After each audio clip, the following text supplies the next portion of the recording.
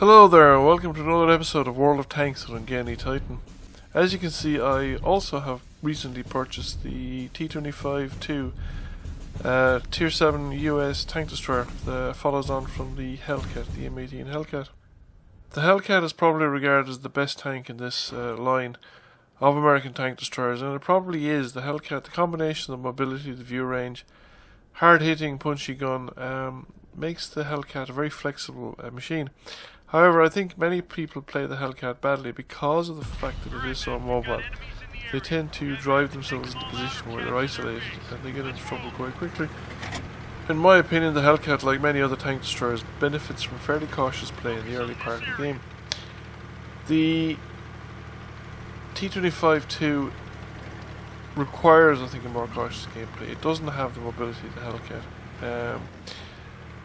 You can relocate. It's mobile enough. Its mobility is not bad. It's superior to a lot of other tanks. Tank destroyers. It's as good as some medium tanks, some of the slower British mediums, for instance, with their capped top speeds. It isn't quite as mobile as them, but it is still a pretty mobile tank, and it's pretty good acceleration as well. The handling, I think, is pretty good on it, and the gun handling, camouflage, view rating are all, perfectly good. They certainly fit for purpose. This is, I think, probably the second or third game I've had in the tank, and it's quite a decent game. So far I've been performing quite well in this tank, and I think, to be honest, that I kind of play better in slightly slower tanks anyway, because it forces me to think a little bit more carefully about what I'm doing rather than relying on the tank's speed and stealth to get me out of trouble. Now, I believe that I have not going to accomplish anything back around the base area. The way we've deployed, we've made no contact with any tanks on the northern side, and we've made contact with a very large force of tanks heading along the southern dunes. Now, advances along the southern dunes are viable, I think. It's not a bad strategy, and it's not a bad route for heavy tanks, because it's a much shorter route than the northern route. However, I do think it suffers from the weakness that if this area is dominated by enemy tanks, or even if the dunes behind me are dominated by enemy tanks, getting out into the enemy base, either the western or the eastern base, from those southern dunes can actually be quite difficult. Now, I get some opportunity fire here as they're cresting the dunes from the southern dunes into the ones that head up along the western side of the map. But I stay too long, because once they've crossed that crest, they don't need to expose themselves to me without, or at least until they reach the position there, kind of F1. And that Tiger is doing it for the purposes of shooting, but he doesn't actually have to if he doesn't want to. He could actually push up along the inside of the dune. There's just a single medium tank really holding him up. And the risk that I'm taking here is that if I get spotted, I have no cover to retreat from. And in fact, I am spotted now, and I think I would have actually been better off initially moving forward to the rocks there in front of me. Reversing back here was definitely a mistake. This thing reverses a good bit slower than the Hellcat. It's doing 14 kilometers an hour here. I'm pretty sure the Hellcat will do about 20. So I've taken 2 hits there where I might just have taken 1.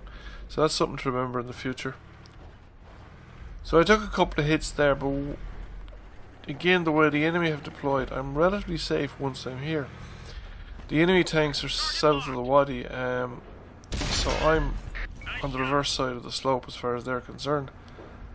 And once I'm not spotted, the only ones that can really shoot at me are the tanks facing me from the western side of the map.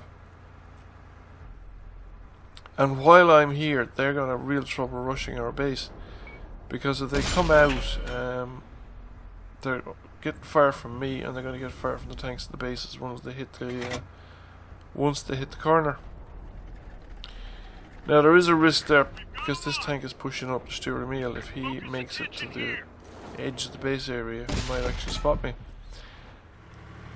Fortunately, he shut down before he gets anywhere close in doing that, and we're dominating the enemy base area now. So I'm going to move a little further east into this ridgeline, so I can continue to interdict the flat ground towards our base.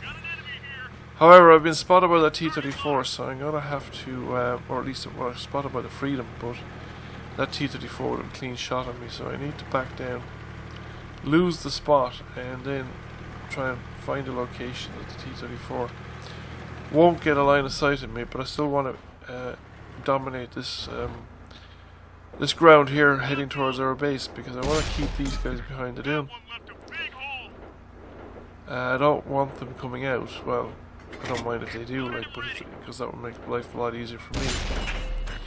But they're no threat to our base while they're where they are, and we're capping. So they'd actually be better off just getting in behind the dunes and heading back the way they came. Now there are a couple of tanks over there that have potential to interfere with the cap, so I'm going to see if I can get shots on them. So he goes out of spot before I get the chance, and the blind fire fails. So there's a tank destroyer heading over there, and now I've got better eyes on him. And we got a hit into him, and then we've got to try and get another one. He's going to be interfered with by the taller buildings in the village. Missed that second shot. And I get the kill shot. Somebody else managed to do the bulk of the damage, and my shot arrived last. T-34 has pushed up, but not enough.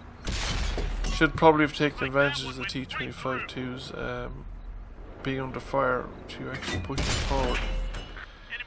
And he's caught in the open, and he's going to die as well. So now we've capped, and nothing the enemy team is going to be able to do is going to interfere with it at this point. So overall, I've had a pretty good game. Got quite a few damage ribbons there, and we'll see how we're doing on the score. So we do over 2k damage, 11 penetrations, and a second class mastery, so I'm pretty satisfied with this result. And I think this is a pretty decent tank, considering this is my second or third game in it. It came first by experience. So I hope you enjoyed the video, thank you for watching, and I'll catch you again soon.